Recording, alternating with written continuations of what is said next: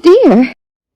Yes, babe, babe, babe, babe, babe. Raise your hands in the comments if that was the most popular word that you grew up into. If you are in Turkey, is ayıp. Very similar. I wonder if Persians have something similar too. Anyways, back to the Arab world where ayıp is so popular. It's all about the ayıp. It's all about the ayıp. We are aibing over here, so join us while we are talking about ayıp and telling stories about ayıp and how ayıp or the ayıp culture is not helping us as a society. So let us break the boundaries of ayıp and let us talk about things that we were not allowed to talk about when we were kids. Because why? It was ayıp. If it's ayıp and you know it, clap your hands. If it's mu'ayib and you know it, clap your hands. If you know what is ayıp and you don't know what is ayıp, if you don't know and you don't know and you know and you don't know what you know, just still clap your hands. And yes, I am exaggerating, but this is really how I felt growing up. I felt my whole existence was ayıp and everything that I did was ayıp because it was always long ayıp.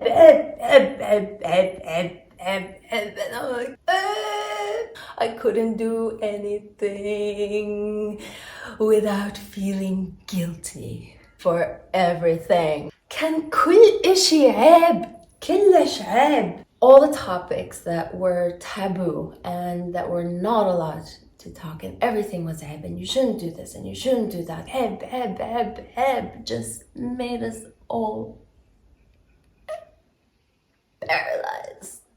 paralyzed as people. And I noticed this within me, and I noticed this within my friends, I've noticed this with my family, with my clients, that we're always asking, is this عيب? Is this عيب? Is this عيب? I don't know. ايش اللي عيب وايش اللي مو عيب؟ ما أعرف. Let's talk about what is عيب and what is مو عيب. And in my world, nothing is عيب anymore. There's no عيب. I have removed عيبs. I'm living عيبلess. Yeah, it's a new word right now. You gotta, like shameless, but عيبلess. Yes, proud. Proud and unashamed and عيبلess. Because if I cannot be عيبلess, then I cannot help people feel that they are normal. Because what is happening on the insides of us and the inside of you who grew up with a lot of عيب, you feel paralyzed, you probably feel schizophrenic inside, that you don't know, that you feel like you're always offending people, offending yourself, offending your reputation, and just always feeling apologetic and sorry and ashamed for your existence. I'm gonna give you a story of once upon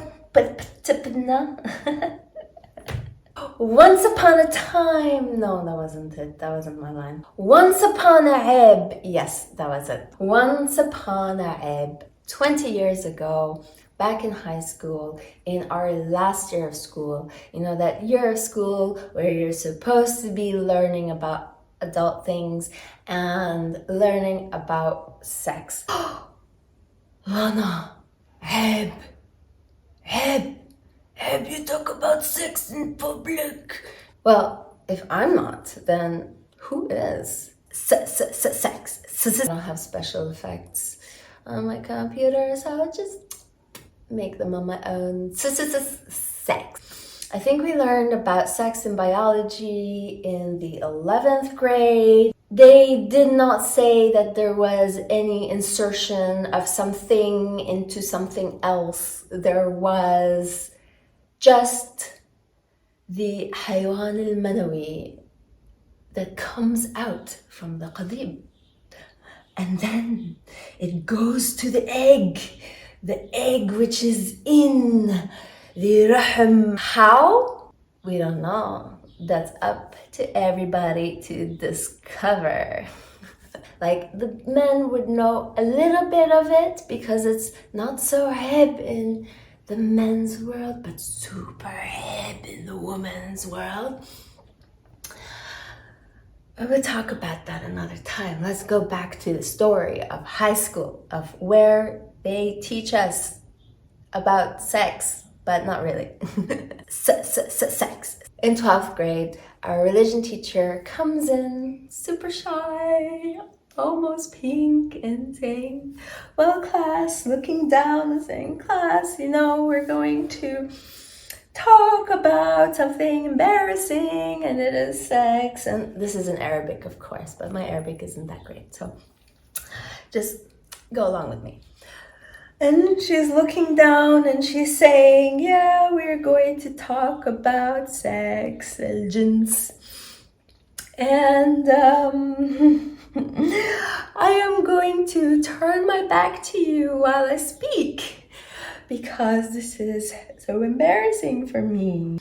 I wish there was a camera just to see the look on my face, where I'm just excited that we're gonna learn about something that we don't know much about and that we learned from our friends, elder siblings, and really not very tasteful porn movies.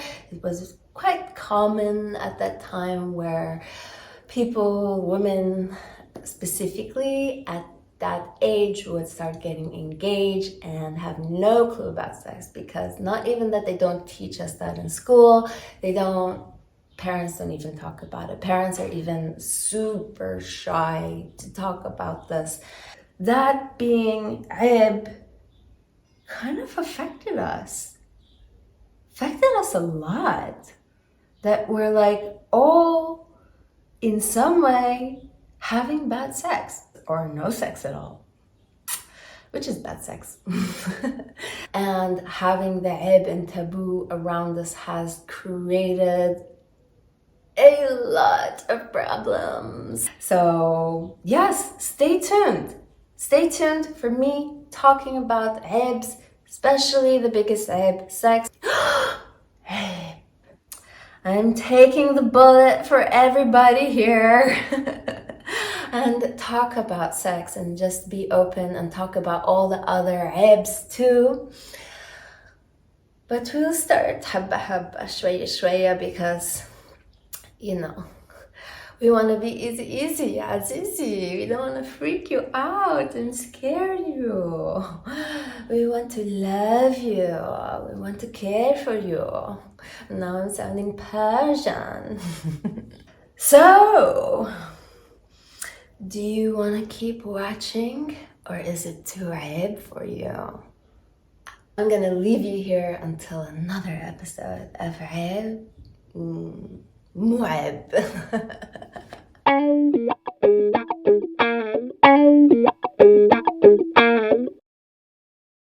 Oh dear.